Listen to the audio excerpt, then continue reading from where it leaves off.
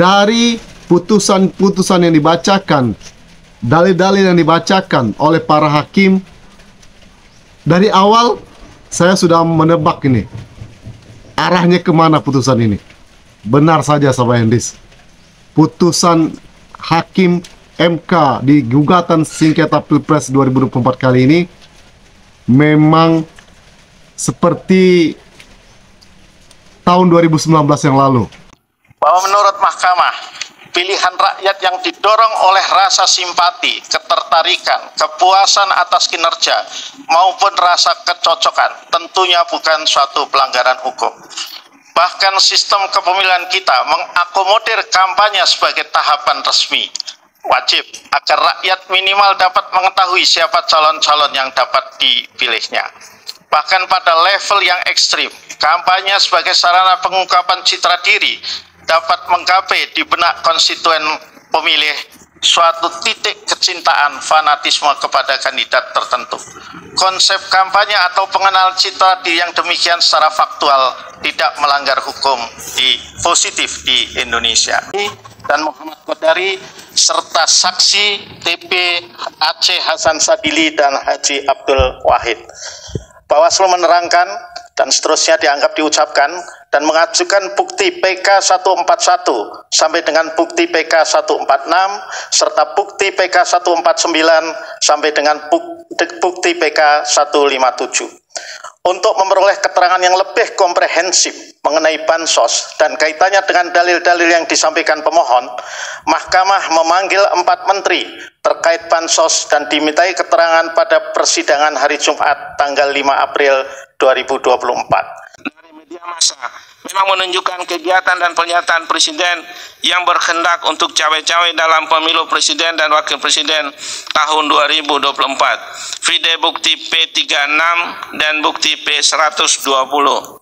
Namun pernyataan demikian menurut mahkamah tanpa bukti kuat dalam persidangan dan tidak dapat begitu saja ditafsirkan sebagai kehendak untuk ikut campur dalam penyelenggaraan pemilu presiden dan wakil presiden tahun 2024 dengan menggunakan cara-cara di luar hukum dan di luar konstitusi.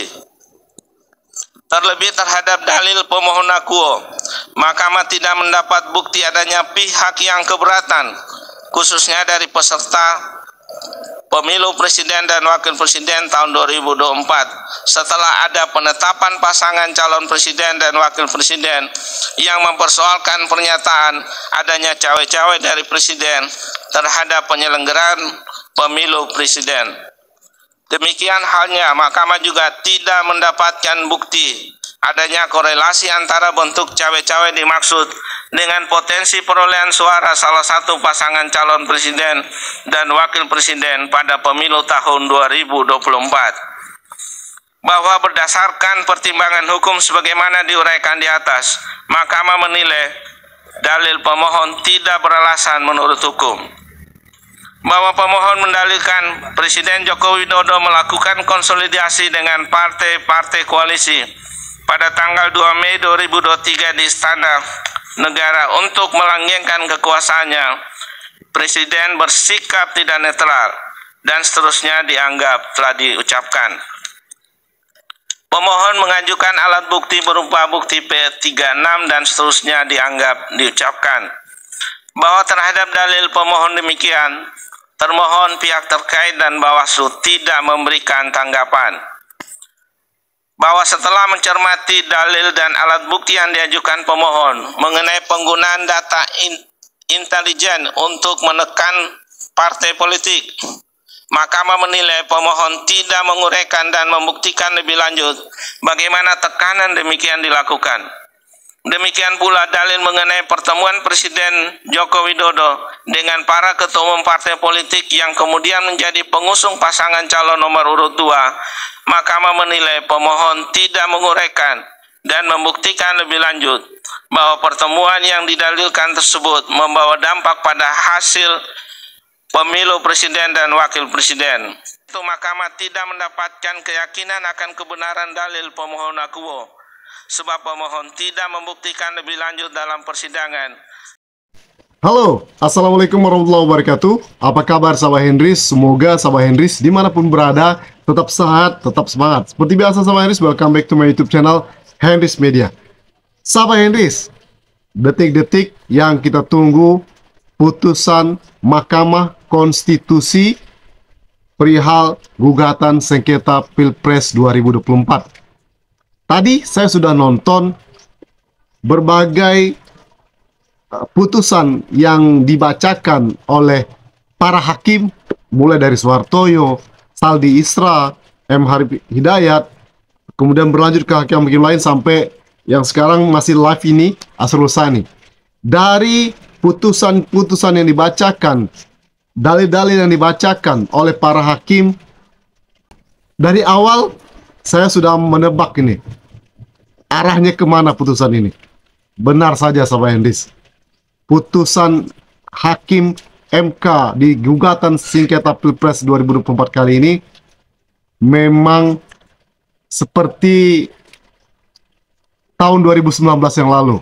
Semua dalil-dalil hukum bukti yang disodorkan oleh pemohon kubu 01 dan 03 itu tampaknya ditolak oleh Hakim MK. Sedangkan bukti dalil dari termohon terkait itu diterima oleh MK. Ada apa ini? Dan saya perhatikan ketika para hakim membacakan putusan MK kali ini, tampak banget para hakim ini seperti apa namanya, tertekan sama Hendis. Tertekan, ya, tertekan oleh siapa? Nah, pasti kalian tahu dong jawabannya. Oleh siapa lagi kalau bukan? Ya, penuh tekanan saya perhatikan. Ya, kita harus kritisi. Masa dia bilang, Hakim Saldi Isra bilang ini Mahkamah Konstitusi, masa seperti tempat sampah katanya gitu. Semua akan diputuskan. Ya, dan saya perhatikan dalil-dalil, bukti-bukti dari pemohon itu ditolak mentah-mentah oleh hakim. Sedangkan dalil dan bukti dari termohon terkait itu diterima oleh para hakim. Jelas, ini benar-benar sangat-sangat menyedihkan ya. Ya, sangat menyedihkan putusan MK kali ini. Sudah jelas-jelas bukti-bukti yang dipaparkan oleh pemohon, ya, 01 maupun 03 itu jelas. Banyak sekali buktinya, tapi dibantah semua oleh Hakim MK kali ini. Seperti di video sebelumnya kita perhatikan, ada angin segar. Ya, diberikan angin segar kepada masyarakat Indonesia. Kalau hakim akan berpihak, hakim sekarang akan mengembalikan marwahnya. Kenyataannya kita lihat sekarang sahabat Hendris. Ya, kita harus kritisi mengenai putusan Hakim MK kali ini. Ya nggak sahabat Hendris? Ya, coba perhatikan ya. Di situ mereka membuat keputusan sepihak, ya, sepihak menurut saya. Bayangkan tim terkait termohon itu didengarkan dalil-dalil pembuktiannya dan tampak sekali berat sebelah. Kalau menurut saya ini berat sebelah, ya. Jadi pemohon dan ini pihak terkait dan termohon. Jadi begini ya, jomplang, berat sebelah, ya.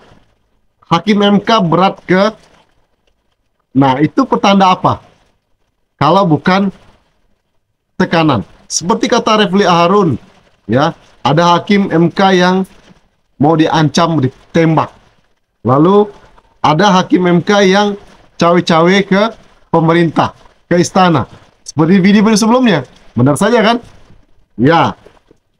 Seperti Asrul Sani membacakan putusan kali ini dengan PD-nya.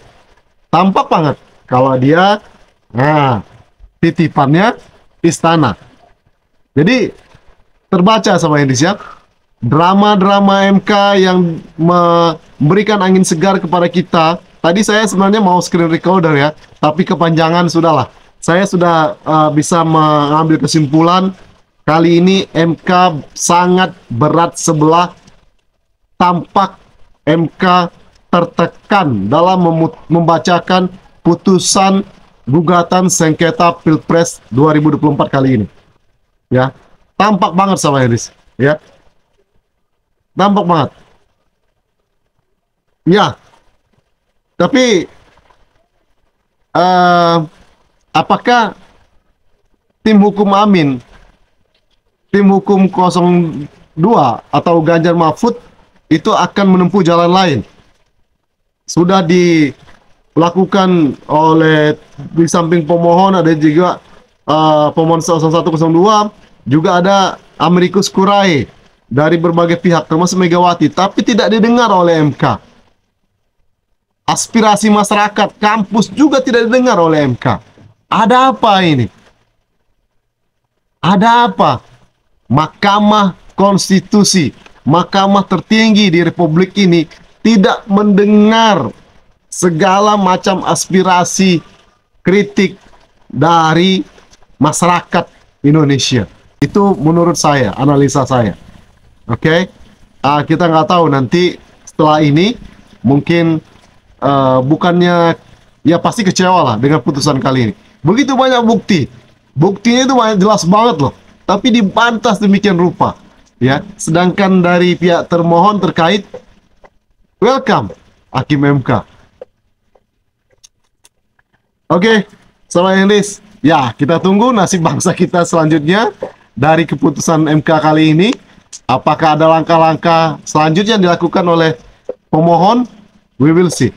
Oke, itu saja video kali ini sama Hendris. Thank you for your attention. One more time, don't forget to subscribe, like, comment, share. See you in the next video. Wassalamualaikum warahmatullahi wabarakatuh. Bye-bye.